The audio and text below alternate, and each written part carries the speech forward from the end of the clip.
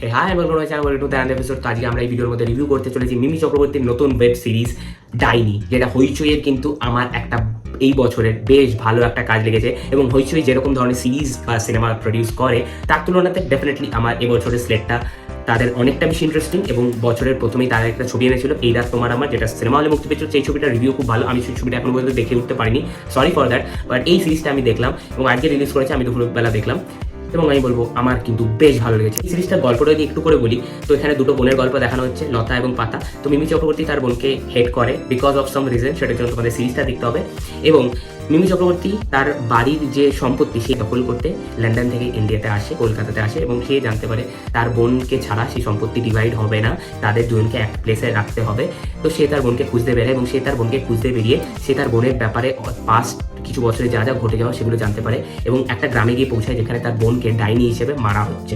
সেখান থেকে সে তাকে কীভাবে এসকেপ করবে এবং সেই গ্রামের যে লোক যারা এই প্রথাটায় বিশ্বাস করে তাদের কীভাবে শাস্তি দেবে এবং কীভাবে জাস্টিস ফিরিয়ে আনবে এবং তার বোনের সাথে কী বন্ডিং তার এন্ডে গিয়ে থাকবে, সেটা দেখতে হলে তোমাদের এই সিরিজটা হইচইটা গিয়ে দেখতে হবে। এই সিরিজের যদি পজিটিভ দিক নেগেটিভ দিক বলি, পজিটিভ দিক যেরকমভাবে লোকেশন দেখানো হয়েছে, সিনেমাটোগ্রাফি করা হয়েছে, কালার গ্রেডিং করা হয়েছে, প্রতিটা মানুষের পারফরমেন্স, বিজিএম, ইভেন যে টাইটেল কার্ডের যে পুরো এন্টায়ার বিজিএম সংটা which is ফ্যান্টাস্টিক এবং দারুণ ক্রিপিং ব্যাপার রয়েছে।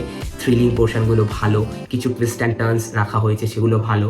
যে একটা হোস্টেস থ্রিলারে যেরকম কাইন্ড অফ একটা অ্যাকশন ডিমান্ড করে, সেই ডিমান্ডিং অ্যাকশনটা কিন্তু ফুলফিল করেছে এবং বাংলার মতো জায়গাতে দাঁড়িয়ে কিন্তু সেটা খুব মানে একটা চ্যালেঞ্জিং বিষয়, কারণ এখানে অনেক কিছু লিমিটেশনস আছে, but still they have achieved it. ক্যাথির সব থেকে বেস্ট সিনেমা লাগে জেলের মধ্যে যে ফাইট সিনটা হয়, যেখান থেকে ওরা ওই চারটে ছেলে মেয়ে এবং কনস্টেবলটা ভিলেনগুলোর সাথে লড়ে, ওই সিনটা আমার সব থেকে ক্যাথির প্লাস পয়েন্ট লাগে। এবং এইখানেও ওরকম ধরনের কিছু সিন ডিজাইন করা হয়েছে এবং কিছু কিছু খুব শকিং মোমেন্টস আছে যেগুলো কিন্তু সিরিয়াসলি তোমাদেরকে একটু ভাবতে বাধ্য করবে। সিরিজটা যদি নেগেটিভ দিক রাখি আমি কিছু, এই সিরিজটাকে সিনেমা হিসেবেও ট্রিট করা যেতে পারতো, বিকজ রান টাইমটা খুবই কম, 2.5 ঘন্টার ভেতরে রান টাইম।